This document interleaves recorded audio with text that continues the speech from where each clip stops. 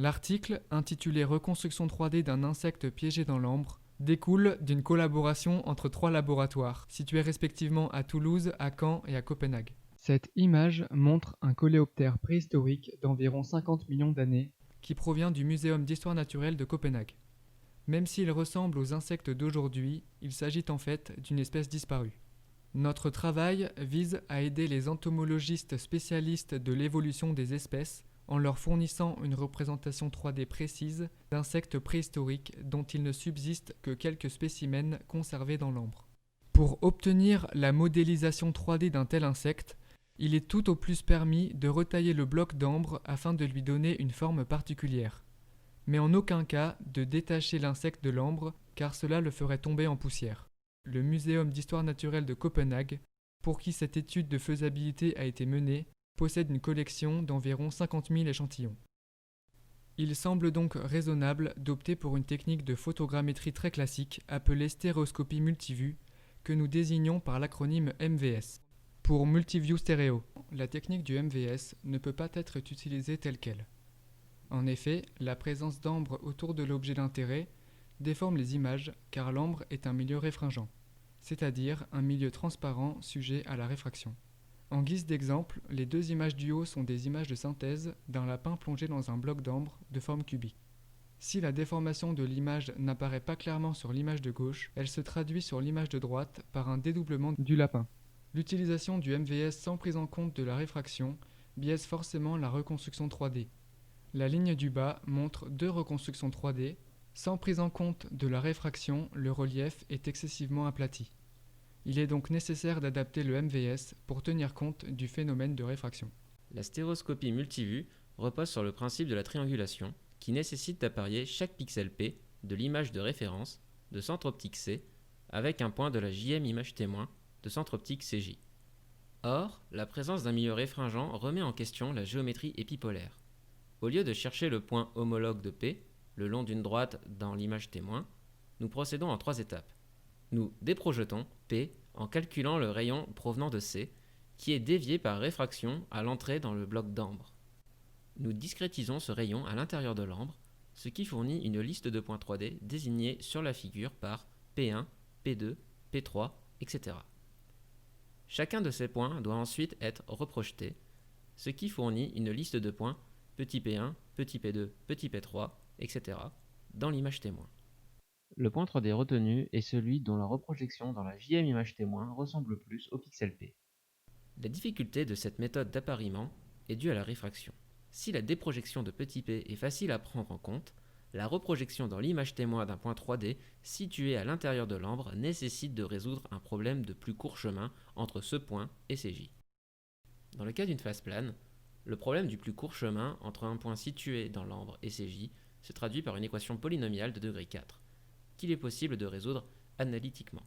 Nous souhaitons néanmoins proposer une méthode de résolution valable pour n'importe quelle forme du bloc d'ambre. Pour cela, nous commençons par découper l'ambre en voxels, puis construisons un graphe G dont les sommets sont constitués des centres de ces voxels, auxquels est ajouté le centre optique CJ. Les arêtes de G, à l'intérieur de l'ambre, lient chaque voxel à ses plus proches voisins. En dehors de l'ambre, le centre optique CJ est relié au voxel situé sur la face de l'ambre visible depuis CJ. Enfin, le graphe G est pondéré par le temps de parcours de la lumière entre sommets voisins, qui tient compte de l'indice de réfraction du milieu traversé, R ou ambre. L'algorithme de Dijkstra permet de calculer le plus court chemin entre 2 sommets d'un graphe pondéré non orienté, ce qui est le cas du graphe G. Nous pouvons donc utiliser cet algorithme pour calculer le plus court chemin entre CJ et chacun des voxels. L'ensemble de ces plus courts chemins forme un sous-graphe de G, qui n'est autre qu'un arbre agi de racine CJ. Une fois cet arbre calculé, la reprojection d'un voxel dans la JM image témoin est très rapide. À défaut de modèles 3D d'insectes, nous avons simulé des images du lapin de Stanford plongé dans un bloc d'ambre de forme cube, à l'aide du logiciel libre Blender. Une texture de type bois a été plaquée sur le lapin pour faciliter l'appariement. Le résultat obtenu à partir d'une vingtaine d'images, qui prend la forme d'un nuage de points 3D, est fidèle à l'original. Une évaluation numérique de ce résultat est fournie dans l'article. Même s'il s'agit d'une étude exploratoire, nous avons pu effectuer des tests sur données réelles. Dans la mesure où nous ne disposons pas encore suffisamment d'images d'un même échantillon d'insectes préhistoriques, nous nous sommes contentés d'un insecte contemporain provenant d'une collection privée. Il s'agit d'une sauterelle coulée dans un bloc de résine de forme parallélépipédique. Les photographies ont été prises dans des conditions opératoires peu contrôlées, en plaçant la scène devant un fond bleu pour faciliter la segmentation. La petite grille collée sur chaque face du parallélépipède permet d'estimer à la fois la pose de la caméra et l'équation de la face concernée. Et à partir de seulement 5 images prises à travers une même face du parallélépipède, plus une image prise à travers une face latérale, nous obtenons un résultat qui, bien qu'imparfait, nous semble encourageant. En particulier, les pattes et les antennes reconstruites sont réalistes, ce qui est probablement un critère décisif pour décider si nous répondons ou non aux besoins des entomologistes. En guise de conclusion, commençons par résumer nos contributions. Nous avons montré comment étendre la stéroscopie multivue à la prise en compte d'un milieu réfringent. Cela nous a permis de proposer un protocole expérimental de reconstruction 3D d'insectes piégés dans l'ambre qui répond aux besoins des entomologistes spécialistes de l'évolution des espèces. Les perspectives de cette étude sont nombreuses. Tout d'abord, la méthode proposée ne peut être mise en œuvre que si la forme du bloc d'ambre est connue. L'utilisation d'une petite grille collée sur chaque face du bloc d'ambre n'est envisageable que s'il s'agit d'un polyèdre. Nous envisageons de recourir à la technique du shape from silhouette qui peut s'adapter à n'importe quelle forme pourvu que cette forme soit convexe.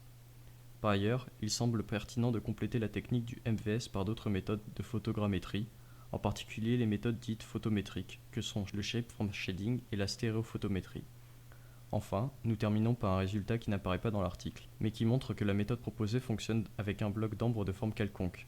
Le lapin de Stanford est maintenant plongé dans une sphère. La dernière planche de cet exposé montre que la reconstruction 3D obtenue est tout à fait équivalente à celle où le lapin est plongé dans un bloc d'ambre cubique. Nous espérons que cet exposé vous a plu et vous invitons à consulter les actes de la conférence si vous souhaitez plus d'informations sur cette étude.